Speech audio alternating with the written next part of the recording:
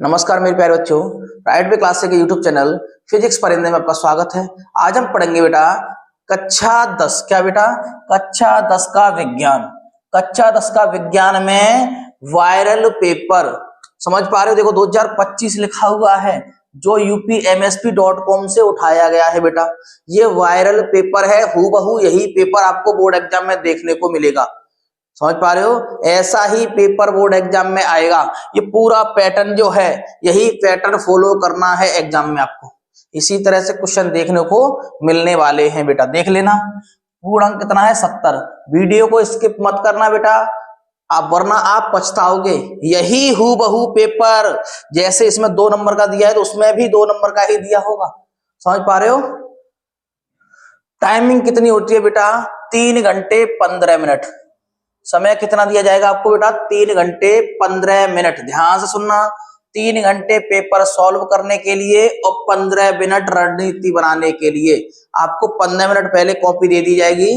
जो आपको ये सोचना है कॉपी 5 मिनट में भरने के बाद 10 मिनट में मुझे कौन से प्रश्न सबसे पहले करने हैं, अच्छे अंक कैसे लाऊं, पूरी रणनीति आपको क्लियर। किस किस का डायग्राम का इस्तेमाल करूंगा, ये 15 मिनट जो दिया जाता है वो पूरी आपकी रणनीति होती है। समझ पा रहे हो? तो इस तरह से आपको ये समझ लेना है कैसे पेपर को हल करेंगे। तो उसके बाद सीधा चलेंगे बहुविकल्पी प्रश्न। बेटा बहुविकल्पी प्रश्न सबसे पहले आएंगे आपके, क्लियर। ध्यान से सुनना, बहुविकल्पी का जो प्रश्न होगा उस पर क्या लिखा आएगा? उपखंड फर्स्ट, क्लियर। और पहला प्रश्न चालू। कितने अंक के आएंगे बेटा? बहुविकल्पी 20 आएंगे और 20 नंबर के आएंगे, ठीक है। तो भाई बहुविकल्पी वेरी वेरी इंपोर्टेंट है बेटा। देखो किस तरह से, 2 पृष्ठों से घिरा हुआ पारदर्शी माध्यम जिसका एक या दोनों पृष्ठ गोली हो उसे कहते हैं बेटा लेंस। क्या कहते हैं? लेंस। तो कहां है भैया लेंस? गोलीय lens is the correct answer. C is the correct answer. क्यों? देखो, या तो एक पृष्ठ गोली हो या दोनों पृष्ठ गोली हो, उसे बोलते हैं बेटा लेंस। ये क्या है? Lens, clear. आगे देखो, दंत विशेषज्ञ मरीजों को दांतों का बड़ा प्रतिबिंब देखने के लिए किस दर्पण का प्रयोग किया जाता है बेटा? छोटी वस्तु को बड़ा देखने के लिए जिसका प्रतिबिंब का प्रयोग किया जाता है उसे बोलते हैं अवतल दर्पण। समझ पा रहे हैं? हम अपना चेहरा देखते हैं तो उसमें भी क्या होता है? अवतल दर्पण। तो छोटी वस्तु का बड़ा प्रतिबिंब देखने के लिए अवतल दर्पण का प्रयोग किया जाता है। आगे देखेंगे, A is the correct answer. Screenshot साथ साथ करते चलना बेटा, ठीक है। टाइम कम है, काम ज्यादा है, तो क्या आपका पेपर 4 मार्च को है, तो मैं चाह रहा हूं कि आपको वेरी वेरी इंपोर्टेंट भी करा दूं, वायरल पेपर भी करा दूं, जिससे आप पेपर में फोड़ के आओ बेटा, ठीक है। अगला है देखो प्रश्न 3। किसी उत्तल लेंस के सामने 2f और अनंत के बीच कोई वस्तु रखी है। कौन सा लेंस है? ये उत्तल लेंस। ध्यान से सुनते चलना बेटा मेरे, ये है मेरा उत्तल लेंस, क्लियर। और यहाँ पे होता है f1, यहाँ पे होता है 2f1 और इस जगह पे कोई वस्तु अनंत पे रखी है, अनंत और वस्तु इसके बीच। तो किस तरह से जाएगी? फोकस से होकर। ये होगा f2 और ये होगा बेटा 2f2 और यहाँ पे कहीं अनंत, ठीक है, इस तरह से। तो होगा क्या? मुख्य अक्ष के समांतर चलने वाली प्रकाश किरण ध्रुव फोकस से होकर जाएगी और वक्रता केंद्र से होकर जाने वाली किरण बिना विचलित हुए सीधी निकल जाएगी। दोनों किरणें कहाँ काटेंगी बेटा? देख लो, दोनों किरणें कहाँ काटेंगी? F2 और 2F2 के बीच। और प्रतिबिंब कैसा बनेगा बेटा? छोटा। प्रतिबिंब कैसा बनेगा? वस्तु से छोटा। इस जगह पे छोटा, बहुत छोटा, इस जगह पे छोटा और इस जगह पे बराबर। समझ पा रहे हो? इस जगह पे बराबर, फिर बड़ा, फिर बहुत बड़ा, फिर इतना बड़ा। तो इसका राइट आंसर क्या होगा बेटा? प्रतिबिंब होगा उल्टा, छोटा और वास्तविक। उल्टा, वास्तविक, उल्टा, छोटा। A is the correct answer, clear बेटा। आगे चला जाए,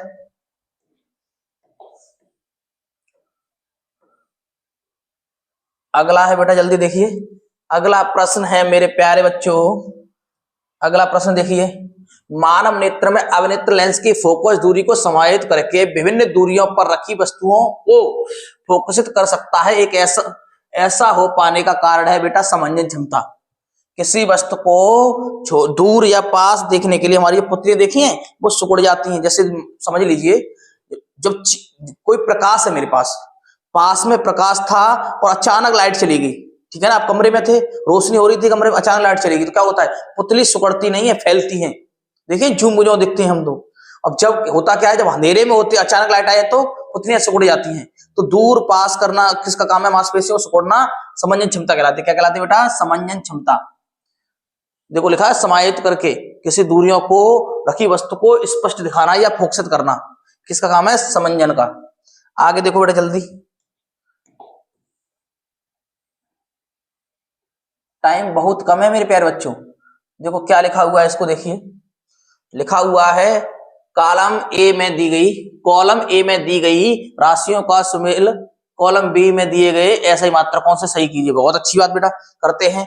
विद्युत विभवांतर किसका, वोल्ट का। बहुत अच्छे। विद्युत धारा एम्पियर, कहाँ है विद्युत धारा, एम्पियर, एम्पियर ये रहा बेटा। और विद्युत शक्ति वाट, विद्युत शक्ति का मात्रक बेटा वाट, और प्रतिरोध का मात्रक होता है ओम। अब इसको देख लीजिए आप, इस ऑप्शन में कहा है, यानी कि ऑप्शन फर्स्ट का है फोर्थ से, ऑप्शन फर्स्ट का है फोर्थ से, और इसमें भी ये तो हो ही नहीं सकते दोनों, तो या तो ऑप्शन फर्स्ट होगा या ऑप्शन डी होगा। ठीक है, ए होगा या डी होगा। अब डी में आगे चलो, ए में चलो आगे। अब ऑप्शन दो को किससे मिलाना है, फर्स्ट से। ऑप्शन दो को किससे मिलाना है, फर्स्ट से। ये तो है ही नहीं, तो ये भी ऑप्शन नहीं होगा। क्लियर, तो ऑप्शन डी। देखो ये फर्स्ट से मिला हुआ है, फर्स्ट का किससे है, फर्स्ट का किससे है बेटा, फर्स्ट का फोर्थ से और सेकंड का फर्स्ट से। इसका D is the correct answer, इसका बेटा D is the correct answer. आगे चलें, इसका डी आंसर होगा। देखो स्क्रीनशॉट करना चाहो तो कर लीजिए। क्लियर, आगे चलते हैं। अब लोग फास्ट रिवीजन करेंगे बेटा, ठीक है। काम कम है काम ज्यादा है बेटा, समय कम काम ज्यादा, इसलिए पढ़ेंगे ज्यादा। दो चालक तार जिनके पदार्थ लंबाई तथा व्यास समान है, अगर लंबाई समान है, व्यास समान है ना, उसका प्रतिरोध भी समान होगा। किसी का श्रेणी क्रम में जोड़ा गया है, फिर पासा क्रम में जोड़ा गया है, बहुत अच्छी बात। तो हमें पूछा गया है ऊष्मा का अनुपात, ध्यान से सुनना। मान लीजिए पहला प्रतिरोध आर था, दूसरा प्रतिरोध भी आर है। क्लियर, अब इनको मैं अगर श्रेणी क्रम में जोड़ूंगा तो आर प्लस आर क्या होगा बेटा, बताओ। आर प्लस आर क्या होगा, आर प्लस आर होगा 2r। हाँ या ना, जब श्रेणी क्रम में जोड़ूंगा तो 2r आएगा, और पार्श्व क्रम में इसी को जोड़ूंगा तो क्या आएगा बेटा, r बट्टे में 2। ठीक है, क्लियर हुआ यहां तक। अब सूत्र होता है बेटा क्या, h बराबर v स्क्वायर t बट्टे में r, यहां से h1 निकाल लूंगा मैं। दूसरा होगा h2 बराबर v square t upon r। यहाँ पे r लिखा हुआ है उस जगह मुझे क्या लिखना है बेटा, r की जगह पे 2r और r की जगह पे r बट्टे 2। इसको सॉल्व करूंगा बेटा, तो सीधा सीधा लिख के सॉल्व कर रहा हूं जल्दी में, ठीक है। इसको सॉल्व करूंगा तो h1 बट्टे में h2, ध्यान से सुनना, v स्क्वायर t बट्टे में कितना बेटा, पहले आएगा 2r, फिर बड़ा बट्टे, फिर v स्क्वायर t, और फिर आएगा r बट्टे ये। अब इसको सॉल्व करूंगा तो ये पहुंच जाएगा यहाँ पे, हाँ या ना। इसको सॉल्व करूंगा तो यहाँ पे 2r आ जाएगा, या इस जगह पे सॉल्व करें इसको जल्दी से।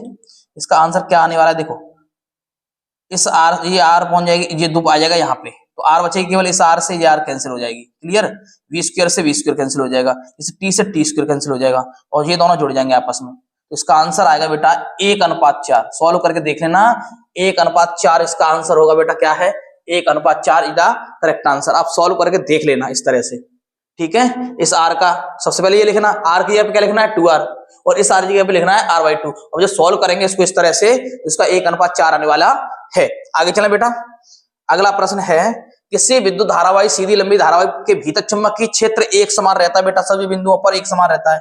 D is the correct answer. आगे चलो, D is the correct answer. इसको देख लीजिए बेटा। अब केमिस्ट्री में आ गए बेटा अपन लोग, किसमें आ गए, केमिस्ट्री में। उपखंड सेकंड, ठीक है। केमिस्ट्री में पूछा है बेंजीन का संरचनात्मक सूत्र होता है, बेंजीन को बोलते हैं C6H6। उसका क्या आंसर होगा बेटा, ए। क्या आंसर होगा बेटा, ए, क्योंकि देखो 1 2 3 4 5 6 और 6 इसमें क्या है, H। ठीक है, तो इसका ए इज द करेक्ट आंसर, ए।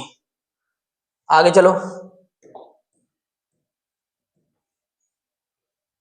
अगला है बेटा इसका प्रश्न नंबर 9। जल्दी देखिए, अगर प्रश्न नंबर 9 बेटा क्या है, निम्नलिखित में से समजातीय श्रेणी है। समजातीय श्रेणी का मतलब होता है जिसमें CH2 का अंतर हो। इसमें बेटा, इसमें CH2 का अंतर हो तो उसे बोलते हैं समजात श्रेणी। देखो C यहाँ पे है, यहाँ पे 2 है, यानी कि C 1 है, H कितनी बची, 2, सही है। पहला तो है, पहला है बेटा। दूसरा देख लीजिए, पहला है दूसरा सी और सी, यहाँ पे दो सी हैं तो एक सी बढ़ती है, लेकिन H का CH2 का अंतर नहीं है, ये नहीं है इसमें, ये तो है हो ही नहीं सकती इसमें। हाँ एक है और H भी है, ये भी है, क्योंकि देखो इसमें एक सी बढ़ती है, इसमें दो है, इसमें एक है, तो एक बची, इसमें 3 H हैं और इसमें 5 H हैं, तो दो बची। ठीक है, तो ये फर्स्ट और फोर्थ, फर्स्ट और फोर्थ किसमें बेटा, फर्स्ट और fourth, B is the correct answer, इसका बी करेक्ट आंसर होगा, B is the correct answer. आगे चले अपन लोग, अगला है बेटा, अगला प्रश्न है बेटा, पृथ्वी की भूप्रपटी में प्राकृतिक रूप से पाए जाने वाले तत्वों या यौगिकों कहते हैं बेटा खनिज। क्या कहते हैं बेटा, खनिज। क्या कहते हैं मेरे प्यारे बच्चों, खनिज। ठीक है, आगे चलें।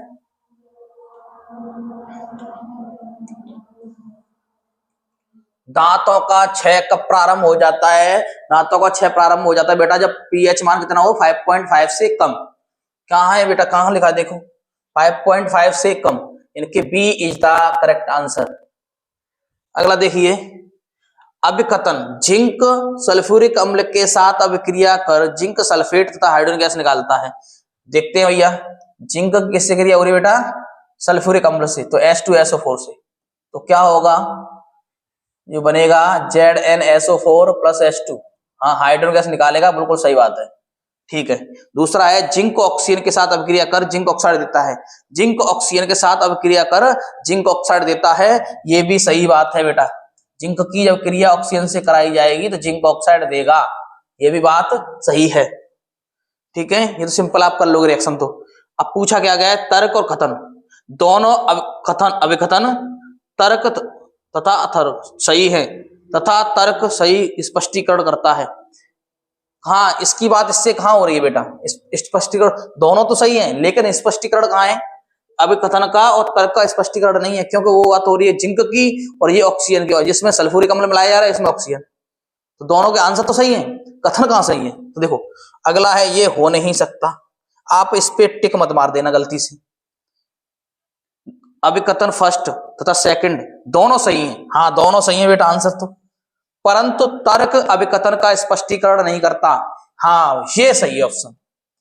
क्यों सही है, देखो B is the correct answer क्यों है, क्योंकि देखो ये तो गलत होगा ही, क्यों होगा, ये बात का ये भी सही है, रिएक्शन इससे भी सही बनेगी, लेकिन इसका संबंध बेटा इससे कहां है, इसमें बोल रहा है जिंक को सल्फ्यूरिक अम्ल से क्रिया करानी है, उसमें जिंक को ऑक्सीजन से करानी है, तो दोनों अलग अलग है ना, ये अभिकथन अलग है तर्क अलग है, तो इसका B is the correct answer होगा। अगर नहीं समझ में आए बेटा तो कमेंट जरूर करना है आपको, तो मैं इसको अलग से कमेंट में भी बता सकता हूं, वीडियो बना के भी बता सकता हूं कि इसका आंसर ए पे मत लगा देना आप, ए गलत हो जाएगा। ठीक है, आगे चले, आगे है बेटा देखो ध्यान से, आगे क्या है देखो, आगे NaOH, यहाँ पे CH3COONA प्लस H2O, इसमें क्या आएगा बेटा, देखो इसमें क्या लूं कि ये कंप्लीट हो जाए, बी, इसमें आएगा बी CH3COOH। अब कैसे आएगा देखो, बी ही क्यों है देख लीजिए जल्दी से, क्योंकि देखो CH3COO यहां तक देखिए, CH3COO यहां तक ले लिया मैंने और यहां से उठा लिया Na, तो ये हो गया कंप्लीट, क्लियर। अब बचा क्या मेरे पास, बचा H और H और O, H 2H और O, तो B is the correct answer, B is the correct answer.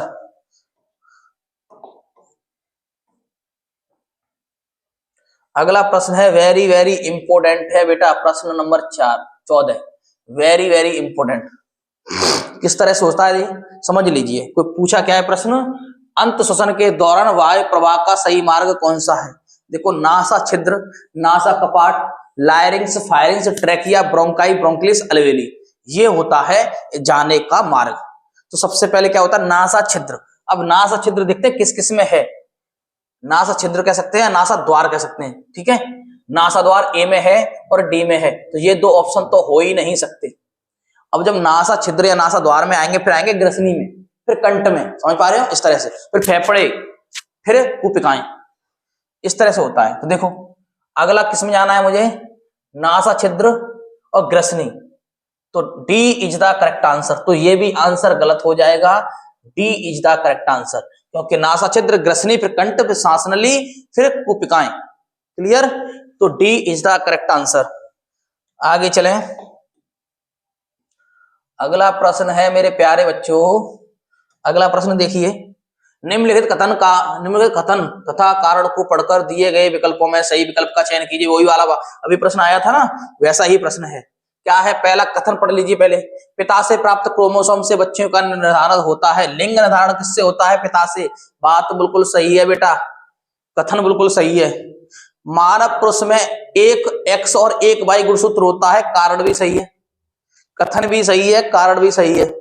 अब देखिए बेटा, कथन और कारण दोनों सत्य हैं और कथन और कारण की सही व्याख्या करता है, बिल्कुल सही बेटा। अगला है, कथन और कारण दोनों सत्य हैं परंतु कारण जो है कथन की सही व्याख्या नहीं करता। क्योंकि देखो बेटा, उसी के बारे में बात हो रही है, जो कारण है, कथन है वही कारण है, क्योंकि इसमें भी लिंग के बारे में बात हो रही है, इसमें भी लिंग के बारे में बात हो रही है, इसलिए मैंने ऑप्शन ए को करेक्ट किया है। अभी पिछले वाले में मैंने दोनों सही थे, तब भी मैंने जो व्याख्या थी उसको गलत किया था, समझ पा रहे? परंतु इसकी स्पष्टीकरण नहीं करता, मैंने इस तरह से बताया था, लेकिन इसका ए ही सही होगा। दूसरा मैंने उसमें सही किया था इस तरह से, इसमें फर्स्ट ही सही होगा। क्यों होगा? क्योंकि देखो एक ही विषय में बात हो रही है। उसमें क्या था? जिंक क्रिया किससे हो रही थी? सल्फ्यूरिक अम्ल से, और जिंक क्रिया हो रही थी ऑक्सीजन से।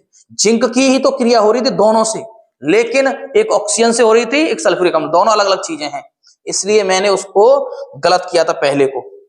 अगला देख लीजिए, अगला देखिए बेटा, अगला है मेरे प्यारे बच्चों, विद्युत वाहक के प्रवाह की सही दिशा कौन सी है? विद्युत वाहक के प्रवाह की सही दिशा, तो ये क्या है? ये वाला हो नहीं सकता बेटा, क्योंकि इससे जा रहे हैं, फिर इसमें ऐसे नहीं होता कभी, तो ये नहीं होगा।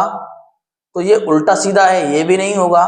देखो सबसे पहले डेंड्रॉन में सही है, डेंड्रॉन कोशिकाएं में, फिर हेक्सॉन में, फिर डेंड्रॉन नए न्यूट्रॉन के डेंड्रॉन में, फिर कोशिकाओं में, हेक्सॉन में। C is the correct answer. Clear? अगर ये अभी केवल समझ लीजिए, अगर आपको डिटेल में समझना है तो इस पे मुझे वीडियो बनानी पड़ेगी। क्लियर? क्योंकि ये क्वेश्चन है तंत्र का तंत्र, उस पे रिलेट है, ठीक है? तो इसका सी आंसर सही होगा बेटा, इतना बस समझ लीजिए, क्योंकि यही सही मार्ग है। सबसे पहले किस में जाते हैं? डेंड्रॉइड में, फिर उसके बाद कोशिकाएं में, फिर तंत्रिकाएं में, सॉरी एक्सॉन में। अगला है, देखो बेटा, अगला प्रश्न है वेरी वेरी इंपोर्टेंट, थायरॉक्सिन के बारे में कौन सा कथन सही नहीं है? तो पहला है, थायरॉक्सिन के संश्लेषण के लिए लोहे की आवश्यकता है, बिल्कुल गलत, आयोडीन की होती है बेटा, आयोडीन, तो यही गलत है बेटा, पहला ही। बाकी सब सही है, बाकी सब सही है, देखो, हाँ सही है, बाकी सब सही हैं। अगला प्रश्न है मेरे रसगुल्लो, देख लो, अगला प्रश्न क्या है बेटा? निम्नलिखित चित्र में भाग ए, बी तथा सी किस क्रम में होने चाहिए? तो ए बेटा क्या कहलाता है? प्रांकुर, प्रांकुर किस में है? बी और सी में, यानी कि दो ऑप्शन डी और ए तो हो नहीं सकते। प्रांकुर के बाद बीजपत्र, प्रांकुर के बाद बीजपत्र, फिर मूलांकुर, किसमें है बेटा? C is the correct answer, C is the correct answer बेटा, C is the correct answer. अगला है बेटा नर, अगला है जनन की अलैंगिक विधि से उत्पन्न संतति में परस्पर अधिक समानता होती है, यानी कौन से जनन? अलैंगिक जनन। हम किस में आते हैं बेटा? लैंगिक में, जिनमें नर और मादा अलग अलग होते हैं, लेकिन लैंगिक में नर और मादा एक में ही होते हैं, ठीक है? तो पहला ऑप्शन है लैंगिक जनन में एक ही केवल जनक की आवश्यकता भाग लेता है, ए सही है, पॉइंट 1 सही है। फिर अगला है लैंगिक जनन में युग्मक शामिल नहीं होते बेटा, ये भी सही है। अलैंगिक जनन में ये गलत है और ये भी गलत है, तो ऑप्शन ए और फर्स्ट, ऑप्शन फर्स्ट सही है इसका, option A is the correct answer. अगला है मेरे प्यारे बच्चों, अगला देख लीजिए, एक आहार श्रृंखला में तीसरे पोषी स्तर पर कौन होता है? मांसाहारी कोई है ऑप्शन में? मांसाहारी होता है। सबसे पहले क्या होता है? उपभोग, मतलब सबसे पहले हरे पेड़ पौधे, उसके बाद शाकाहारी, फिर सर्वाहारी, फिर मांसाहारी। तो कहां से स्टार्टिंग होती है? शाकाहारी से। तो पहले किसको खाएगा? इसको पहले, जो समझने की बात की, सबसे पहले हरे पौधे, पेड़ पौधे होते हैं, उसको जो खाएगा वो प्रथम उपभोक्ता, फिर द्वितीय उपभोक्ता, फिर तृतीय उपभोक्ता। यही तो पूछा तृतीय पोष स्तर में कौन आएगा, तो इसका आंसर होगा बेटा मांसाहारी। क्या आंसर होगा बेटा, मांसाहारी। कितने स्तर होते हैं बेटा, 5। कितने स्तर होते हैं, 5। आगे देखो, अब है यहां से इंपोर्टेंट प्रश्न। अब इस जगह से आप डालोगे बेटा खंड ब वर्णात्मक प्रश्न और उपखंड फर्स्ट। ठीक है, कितने कितने अंक के बेटा, 4 अंक के हैं, 2 प्रश्न हैं, यानी कि 2-2 नंबर के। इसी तरह से बोर्ड में आना है, 2-2 नंबर के आएंगे, 1 नंबर की गलती मत करना। 1 नंबर तो केवल बहुविकल्पी आना है। प्रश्न पहला क्या है बेटा, देखो, दृष्टि दोष किसे कहते हैं, कितने प्रकार का होता है। दृष्टि दोष कभी कभी हमारी जो आंख का प्रतिबिंब जो है रेटिना पे न बनकर वस्तु का कभी कभी होता क्या है, जो वस्तु का प्रतिबिंब कहां बनने चाहिए, रेटिना पर, और रेटिना पे न बनकर या तो पीछे बनेगा या आगे बनेगा। तो ऐसी कंडीशन में हमें वस्तुएं स्पष्ट दिखाई नहीं देती, ना दूर की ना पास की, तो उसे बोलते हैं दृष्टि दोष। ये 3 प्रकार का होता है, निकट दृष्टि दोष, दूर दृष्टि दोष और जरा दृष्टि दोष। बात समझ में आई। तो हमने इसका प्रश्न का आंसर अभी अभी बताएंगे, ठीक है, कैसे लिखना है। अगला प्रश्न है बेटा, हमें आकाश में इंद्रधनुष केवल वर्षा के पश्चात ही क्यों दिखाई देता है। इसको भी समझ लीजिए, क्योंकि जब वर्षा होगी तो कुछ बूंदें वायुमंडल में रह जाती हैं। किसमें रह जाती है बेटा, वायुमंडल में। फिर क्या होता है, जब प्रकाश निकलता है तो उस बूंदों में क्या होता है, प्रकीर्णन या वर्णविच्छेपन की घटना। ठीक है, उससे टकराकर 7 रंगों में विभक्त होने घटना को बोलते हैं वर्णविच्छेपन। ठीक है, और ये यही संभव है जब वर्षा होगी। वर्षा की कुछ बूंदें क्या में रह जाएंगी बेटा, वायुमंडल में। तो फिर होगा क्या, जब प्रकाश की किरणें पड़ेंगी उस बूंद पर तो 7 रंगों में विभक्त कर देगी। इसलिए इंद्रधनुष केवल वर्षा के पश्चात ही बन सकता है। इसका भी आंसर अभी देखते हैं। लो, इसका आंसर देख लीजिए बेटा, आप लिखोगे किस तरह से ये भी आप देख लीजिए। मैंने समझा तो दिया आपको। सबसे पहले लिखोगे खंड ब वर्णात्मक प्रश्न उपखंड first, answer first. Answer first लिखोगे इस तरह से, प्रश्न फर्स्ट का 1 पॉइंट का आंसर। जब आंख दूर एवं पास की चीजों को स्पष्ट नहीं देख पाती उसे बोलते हैं बेटा दृष्टि दोष। ये कितने प्रकार का होता है बेटा, 3 प्रकार का। 3 प्रकार का अभी मैंने बता भी दिया किस कौन कौन सा, निकट दृष्टि दोष, दूर दृष्टि दोष और जरा दृष्टि दोष। अगला प्रश्न था बेटा, इंद्रधनुष केवल वर्षा के पश्चात ही क्यों दिखाई देता है। वर्षा अथवा बादल में पानी की सूक्ष्म बूंदों अथवा कणों पर पड़ने वाली प्रकाश किरणों का विक्षेपण ही इंद्रधनुष का कारण है। आप इस तरह से भी लिख सकते हो, या मैंने अभी समझाया है इस तरह से भी आप लिख सकते हो। क्लियर हुआ बेटा। अब चलें अगले प्रश्न पर। आपके लिए कंटेंट धमाकेदार होने वाला है। अगला प्रश्न है बेटा, देखो अगला प्रश्न क्या है, जल्दी देखिए। मैं 2-2 प्रश्नों के आंसर दूंगा, ठीक है बेटा। क्योंकि देखो अगला प्रश्न है, उत्तल लेंस को अभिसारी लेंस क्यों कहते हैं। उत्तल लेंस को अभिसारी लेंस इसलिए कहते हैं बेटा क्योंकि देखो ये उत्तल लेंस है, इसको अभिसारी का मतलब होता है किसी एक जगह पे इकट्ठा करना। तो होता क्या है, ये समांतर किरणों को बेटा, किसको, समांतर किरणों को एक बिंदु पर फोकसित करता है इस तरह से, इसलिए इसे बोलते हैं हम अभिसारी लेंस। और अपसारी लेंस का मतलब होता है समांतर आने वाली किरणों को फैला दे, अपसार। इस तरह से देखो ये किस में होता है बेटा, अवतल दर्पण में। अगर समांतर किरणें आएंगी तो इस तरह से फैल जाएंगी, लेकिन इसमें इकट्ठी होती, अब केंद्रित होती है, ठीक है ना, इसलिए बोलते हैं अभिसारी लेंस। अगला है बेटा देखो, अवतल दर्पण तथा उत्तल दर्पण के उपयोग लिखिए। तो अवतल दर्पण का बेटा किसमें होता है, दाढ़ी बनाने में, शेविंग करने में। हम लोग शेविंग करते हैं ना अपनी, उसमें क्या कौन सा दर्पण लगा होता है, जो देखते हैं, अवतल दर्पण पहला। दूसरा, मरीजों के हम देखते हैं ना दांत जैसे गल जाते हैं, कहीं कीड़ा वीड़ा पड़ जाता है, या छोटी छोटी चीजें कान में देखते हैं कुछ गिर गया है, उसमें भी क्या देखते हैं बेटा, अवतल दर्पण से। क्लियर। दूसरा। तीसरा देख सकते हैं वाहनों की जो हेडलाइट होती है बेटा, 4 पहिए की गाड़ी हो या 2 पहिए की गाड़ी हो, उसमें आगे की जो हेडलाइट, हेड माने सिर वाली लाइट, उसमें क्या लगा होता है बेटा, अवतल दर्पण। क्लियर हुआ। उत्तल दर्पण कहाँ लगा होता है, आपने देखी मोटरसाइकिल, उसमें पीछे देखने के लिए, पीछे की वस्तु को देखने के लिए किस दर्पण का प्रयोग करते हैं बेटा, उत्तल दर्पण का। या सड़कों पर लगे खंभों में कौन सा दर्पण होता है बेटा, सॉरी उत्तल दर्पण, हाँ इसमें भी उत्तल दर्पण। क्लियर। अब इसका आंसर भी बेटा अपन लोग देखते हैं, अभी थोड़ा टाइम लगेगा और चीजें क्लैरिफिकेशन होगी चीजों की। अगला प्रश्न क्या था बेटा, देखो अगला प्रश्न था आपका प्रश्न 1 का 3rd का उत्तर, क्योंकि यह प्रकाश की समांतर किरणों को एक बिंदु पर फोकसित करता है। मैंने अभी डायग्राम बनाकर आपको समझाया है। समांतर किरणों को एक बिंदु पर फोकसित करता है, इसलिए इसे बोलते हैं अभिसारी लेंस। क्लियर। अगला क्या था बेटा प्रश्न, उत्तल दर्पण और अवतल दर्पण के उपयोग। उत्तल दर्पण और अवतल दर्पण के उपयोग, तो देखो पहला है दाढ़ी बनाने में, सोलर कुकर में, दाढ़ी बनाने में, सोलर कुकर में, और किसमें बेटा, नाक कान आंख आदि की जांच करने में, आदि की जांच करने में, और किसमें, वाहनों की हेडलाइट में। आप लिख दोगे। अगला है उत्तल दर्पण के उपयोग में लिखोगे वाहनों के पश्चदृष्ट दर्पण के रूप में, टेबल लैंपों में, सड़क पर लगे खंभों में। आप इसका स्क्रीनशॉट कर लीजिए बेटा। कर लिया, चलो आगे। अपन लोग फास्ट रिवीजन करने वाले हैं, इसलिए और कुछ नहीं। क्यों फास्ट रिवीजन नहीं करेंगे बेटा तो हमें होगी दिक्कत। टाइम कम है, काम ज्यादा है, समय की बर्बादी न करते हुए फास्ट रिवीजन चलेगा अपन लोगों का। अगला देखो प्रश्न क्या है। अगला बेटा प्रश्न क्या है, इसको देख लीजिए। किसी 4 ओम प्रतिरोध से प्रति एकांक प्रति सेकंड 100 जूल ऊष्मा उत्पन्न हो रही है। प्रतिरोध के सिरों पर विभवांतर ज्ञात कीजिए। प्रतिरोध के सिरों पर बेटा क्या ज्ञात करना है, विभवांतर। ध्यान से सुनना, क्या दे रखा है इसमें, किसी 4 ओम के प्रतिरोध से, हाँ भाई, 100 जूल ऊष्मा उत्पन्न हो रही है। कितनी जूल बेटा, 100 जूल। प्रतिरोध के सिरों पर क्या पूछा गया, विभवांतर। इस सवाल को कहां पे करूं, उसी पेज पे करता हूं, ठीक है।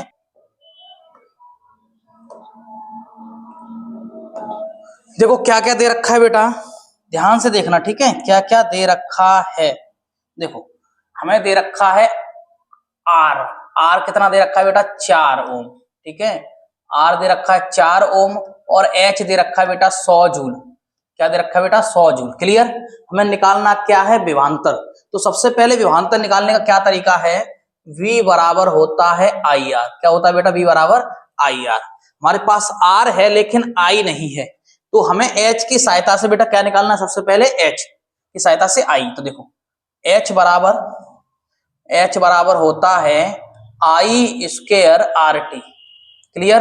हमें I स्क्वायर निकालना होगा तो निकलेगा H बट्टे में RT, ठीक है। अगर मैं इस जगह से स्क्वायर हटा दूं तो क्या लिखूंगा इसको, अंडर रूट में क्या लिख दूंगा, H बट्टे में R और T, हाँ या ना। और T को मान लूंगा मैं एकांक यानी कि 1, तो T तो हट जाएगी।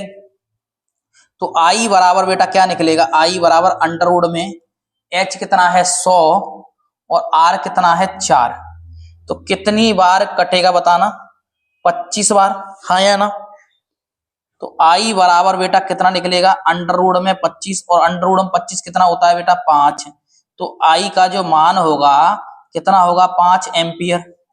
बताओ किसी को कोई परेशानी, क्योंकि I का मान, सॉरी किसका मान बेटा, T का मान मुझे दे नहीं रखा था, मैं T का मान 1 मान लिया, इसलिए हट गया वो।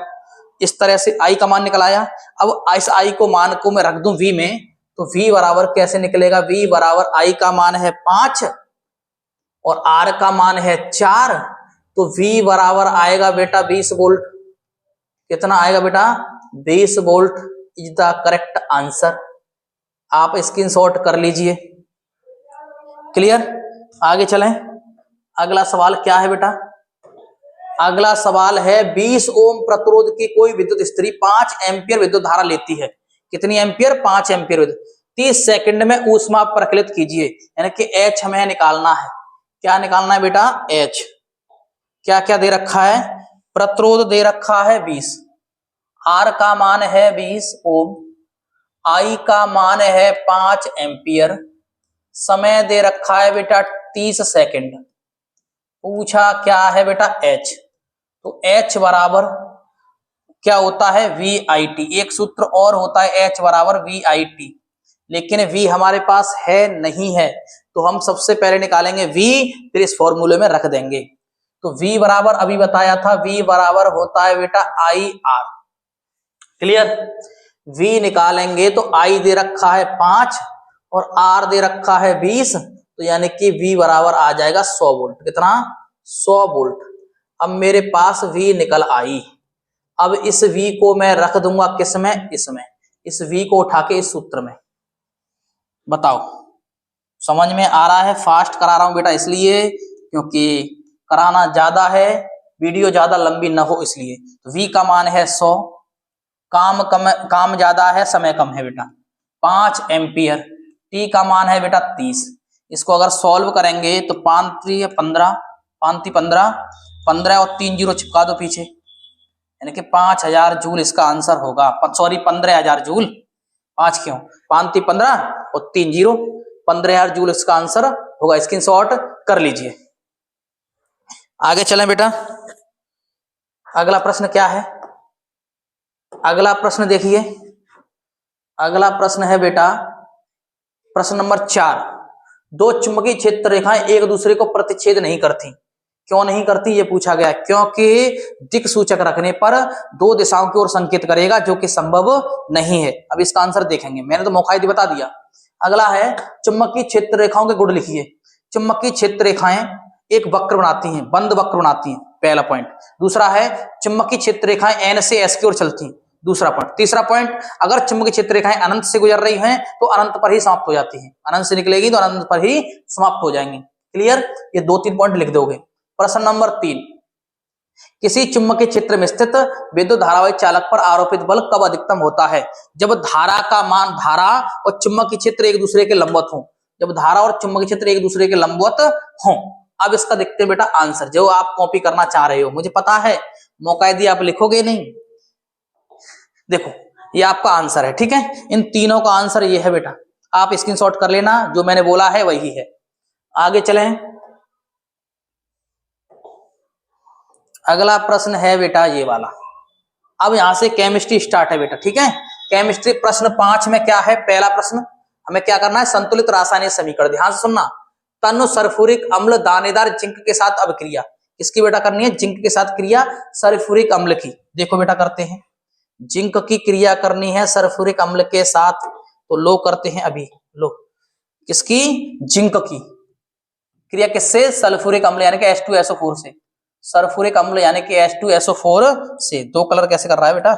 ये पेन 2 कलर कर रहा है, इसको 1 मिनट हटा दो। अब देखो जिंक की क्रिया हो रही है H2SO4 से, तो क्या बनेगा मेरे प्यारे रसगुल्लो? ZnSO4 + H2। तो पहली इक्वेशन आपकी हो गई, ठीक है, समीकरण। दूसरा क्या पूछा है देखना जल्दी।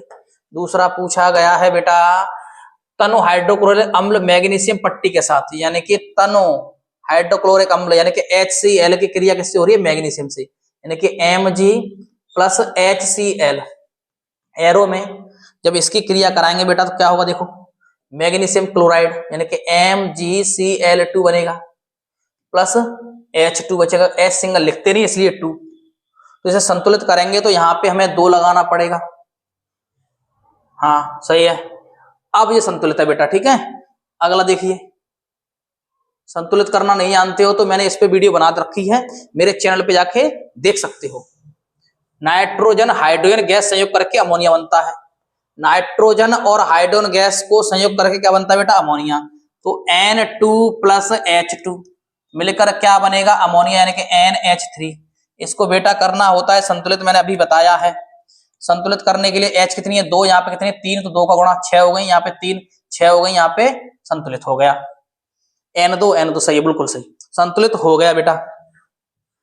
अगला देखिए, अगला है हाइड्रोजन सल्फाइड गैस को वायु में दहन करने पर क्या बनता है? जल और सल्फाइड। जल और सल्फाइड किसका बेटा? देखो हाइड्रोजन सल्फाइड गैस क्या है? हाइड्रोजन सल्फाइड गैस यानी कि H2S को किसमें? ऑक्सीजन की उपस्थिति में जलाएंगे तो क्या बनेगा? जल और सल्फर डाइऑक्साइड यानी कि SO2। इसको कर दो बेटा संतुलित। संतुलित करने के लिए देखो यहाँ पे 3 H6, यहाँ पे 2, यहाँ पे 2 और यहाँ पे 2, ठीक है। देखते चलो, 2 सही है। अगर संतुलित नहीं जानते हो बेटा तो बहुत आपको तकलीफ होने वाली है, क्योंकि 4 नंबर के आते हैं, इसलिए कह रहा हूं वीडियो देख लेना इसी चैनल पर, संतुलित कैसे करें धर्मपाल सर। क्लियर? आगे चलें। मैं अगर समझाने बैठ जाऊंगा बेटा तो पेपर सॉल्व ही नहीं कर पाऊंगा, तो इसलिए मुझे फास्ट रिवीजन कराना पड़ेगा, मजबूरी है मेरी। अगला प्रश्न क्या पूछा गया है देखो, प्रश्न नंबर 6। प्लेटिनम, सोना एवं चांदी का उपयोग आभूषण बनाने में क्यों किया जाता है? क्योंकि ये सबसे ज्यादा आघात वर्धनी होती हैं, तन्य धातुएं होती हैं और इनमें एक विशेष चमक होती है और इनमें संचारित नहीं होते, ये संचारित नहीं होते। आप बोलोगे आगतवर्ता कैसे कहते हैं? जिसे हम पीट पीट कर लंबी चादर बना सकें। तन्यता कैसे कहते हैं? जिसे खींच खींच कर पतले तार में खींचा जा सके, उसे बोलते हैं तन्य धातु। ठीक है, तो ये तन्य भी होती है क्योंकि 1 ग्राम सोने से 2 किलोमीटर लंबा तार खींचा जा सकता है। समझ रहे हो? 1 ग्राम सोने से 2 किलोमीटर लंबा तार, तो कितनी तन्य धातु हो सकती है? और इससे ज्यादा पतला भी कोई नहीं हो सकता सोने चांदी से। और इसीलिए सोना चांदी प्लेटिनम चांदी का उपयोग हम क्या करते हैं? आभूषण बनाने में, क्योंकि इसमें जंग भी नहीं लगती है। तो ये इसका आंसर हो जाएगा बेटा पहले का। दूसरे का, निष्कर्षण प्रक्रम में कार्बोनेट एवं सल्फाइड अयस्क को ऑक्साइड में परिवर्तित क्यों किया जाता है? क्योंकि सल्फाइड इसमें ऑक्साइड से सल्फाइड में परिवर्तित करना बहुत ज्यादा आसान होता है। अभी हम इसका स्क्रीनशॉट दिखा दूंगा तुम्हें। ठीक है, किस तरह से लिखना है, दोनों प्रश्नों को किस तरह से लिखना है बेटा एक बार देख लीजिए, स्क्रीनशॉट लेने का मौका दूंगा। देख लो, ये धातुएं आघात वर्धनीय एवं तन्य होती हैं, इनमें एक विशेष चमक होती है, ये संचारित नहीं होती। पहले का आंसर, क्योंकि धातुएं ऑक्साइड का अपचयन कार्बन डाई तथा सल्फाइड की तुलना में आसान होता है, इसलिए अपचयन करते हैं। इसका आंसर ये लिख दोगे। आगे चलो बेटा, अगला प्रश्न क्या पूछा गया है? सहसंयोजी आबंध किसे कहते हैं? आबंधों के 2 लक्षण लिखिए। इस प्रश्न का आंसर बेटा किस तरह से लिखोगे ये भी देख लीजिए। इसको आप लिखोगे, 2 परमाणुओं के मध्य इलेक्ट्रॉन के एक जोड़े की साझेदारी से बने आबंध को, एक जोड़े के साझेदारी से बने आबंध को सहसंयोजी आबंध कहते हैं। क्लियर? इसके अगर लक्षण की बात की जाए तो इनका क्वथनांक और गलनांक बहुत कम होता है, यानी कि बॉइलिंग पॉइंट और मेल्टिंग पॉइंट बहुत कम होता है। ये विद्युत के कुचालक होते हैं। कुचालक किन्हें कहते हैं बेटा? कुचालक बोलते हैं जिनमें धारा प्रवाहित ना की जा सके, उन्हें बोलते हैं बेटा कुचालक। अगला प्रश्न है इसी में, आईपीएससी कीजिए। तो आईपीएससी एक बार देख लेते हैं बेटा। 1, 2 और 3, कितनी सी है बेटा? 3। और 3 सी के लिए अपन लोग क्या लिखते हैं? आप नहीं जानते बता दूं, 3 सी की लिखते हैं बेटा प्रोप। सिंगल बॉन्ड के लिए एन, हिंदी इंग्लिश दोनों में बताऊंगा। ठीक है, अब जब भी CHO आ जाता है उसे बोलते हैं अल। क्या बोलते हैं? अल।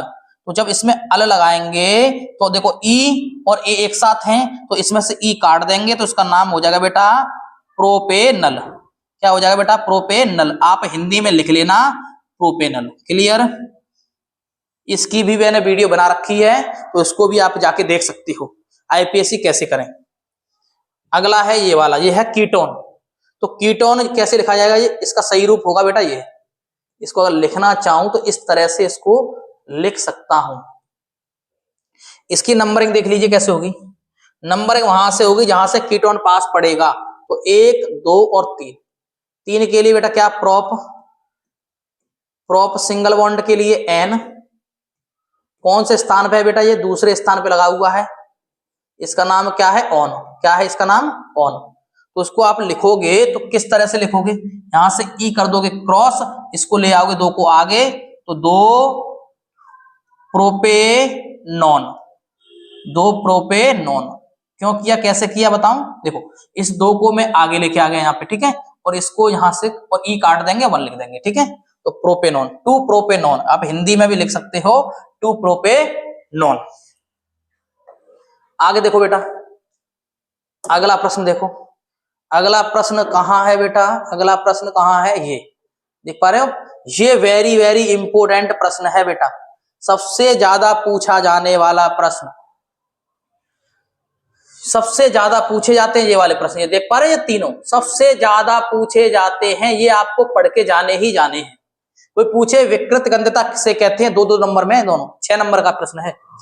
तो आप बताओगे तेली खाद्य पदार्थ अधिक समय तक वायु के संपर्क में आते हैं तो उपचयित हो जाते हैं, अर्थात दुर्गंध में हो जाते हैं, अर्थात बदबू आने लगती है, उसे बोलते हैं विकृत गंधता। क्लियर हुआ? कोई भी तेल की चीज, कोई भी सब्जी वगैरह, ठीक है, ज्यादा समय तक ऑक्सीजन के संपर्क में आएगी तो उसमें बदबू आने लगती है, आपको भी पता है। इसीलिए फ्रीज चले हुए हैं, इसमें हम फ्रीज में अंदर डाल देते हैं क्योंकि उपचयित न हो। क्लियर? अगला है रिडॉक्स अभिक्रिया। रिडॉक्स अभिक्रिया किसे कहते हैं? आप जानते हो, जिसमें ऑक्सीजन का ह्रास हो और ऑक्सीजन का योग दोनों हो एक साथ, उसे बोलते हैं रिडॉक्स अभिक्रिया। क्लियर हुआ? अगला है एस्टीकरण अभिक्रिया। एस्टीकरण अभिक्रिया किसे कहते हैं? जब अम्ल की क्रिया किसी एल्कोहल से कराई जाती है तब एस्टर का निर्माण होता है, उसे बोलते हैं एस्टीकरण अभिक्रिया। तो देख लो इसका आप स्क्रीनशॉट किस तरह से लोगे, जल्दी से देख लीजिए, देख लीजिए जल्दी से। देखो विकृत गंधता बता चुका हूं, क्लियर, ये बता चुका हूं। देखो रेडॉक्स अभिक्रिया, यहाँ पे क्या हो रहा है, ऑक्सीजन है, यहाँ पे ऑक्सीजन नहीं है तो ऑक्सीजन का हुआ है बेटा हास, यहाँ पे ऑक्सीजन नहीं है, यहाँ पे ऑक्सीजन है तो ऑक्सीजन का हुआ है योग, और दोनों चीजें एक साथ हो उसे बोलते हैं बेटा क्या, रेडॉक्स अभिक्रिया। अभी मैंने बताया है, ठीक है। आगे देखो प्रतिस्थापन अभिक्रिया, सॉरी एस्टीकरण अभिक्रिया में क्या बताया था, अम्ल और एल्कोहल आपस में क्रिया करके क्या बनाते हैं बेटा, एस्टर। इस अभिक्रिया को बोलते हैं एस्टीकरण अभिक्रिया। क्लियर हुआ यहां तक? आगे चला जाए, अगला प्रश्न है बेटा देखो, जैव निम्नीकरणी और अजैव निम्नीकरणी पदार्थों में अंतर। तो इसको आप किस तरह से लिखोगे ये भी देख लीजिए। देखो जैव निम्नीकरण डालोगे इधर, इधर डालोगे अजैव निम्नीकरण, बीच में लिख दोगे अंतर। तो पहला अंतर सुन लीजिए, जैव निम्नीकरणी पदार्थ उन पदार्थों को कहते हैं जो सूक्ष्म जीवों से अपघटित हो जाते हैं, जैसे सब्जी के छिलके, कागज, लकड़ी। जब लंबे समय तक खेत में पड़े रहेंगे, जमीन पर पड़े रहेंगे तो क्या होगा, ये खाद बन जाएंगे, हाँ या ना। तो ऐसे पदार्थ जो अपघटित हो जाएं उन्हें जैव निम्नीकरणी पदार्थ, ऐसे पदार्थ जो अपघटित न हो उन्हें बोलते हैं अजैव निम्नीकरणी पदार्थ। जैसे क्या हो सकता है, प्लास्टिक, पॉलीथीन, टीन के डिब्बे, ये बहुत सारी लोहे की चीजें आपको अपघटित होती हैं, नहीं होती। तो पहला आंसर तो आप यही लिख दोगे, पहला पॉइंट। दूसरा पॉइंट, ये पर्यावरण प्रदूषित नहीं करते, इनसे फायदा और होता है, जब भी ये खेत में डालोगे तो खाद बनेगी, ठीक है, और इनसे पर्यावरण दूषित होता है, हाँ या ना। इन्हें खेतों में नहीं डाल सकते आप लोग, क्योंकि 20 साल बाद ही वैसे निकलेंगे ये। अगला है, इन पदार्थों को मिट्टी में दबाकर खाद बनाया जा सकता है। अभी मैंने बताया है इनको खाद नहीं बनाया जा सकता है। आगे देखो बेटा, वीडियो बहुत लंबी हो रही है बेटा। देखो ये प्रश्न बचा है 9, प्रश्न 10 और 11, 3 प्रश्न बचे हैं बेटा आपके। ये मैं अगली वीडियो में लेके आऊंगा आपके लिए, क्योंकि वीडियो बहुत ज्यादा लंबी हो जाएगी। अगर आप सपोर्ट करते हो, कमेंट करते हो सर ये 3 प्रश्न और रह गए हैं, उनको भी वीडियो बना के समझा दीजिए, तो मैं अवश्य ही समझा दूंगा। इस वीडियो को इतना शेयर करो कि मैं मजबूर हो जाऊं दूसरी वीडियो बनाने पर। जो बचा हुआ टॉपिक है उसको मैं अगली वीडियो में कवर करूंगा। मिलते हैं नई वीडियो में, तब तक के लिए जय हिंद, और हाँ सब्सक्राइब कर लेना। वंदे मातरम।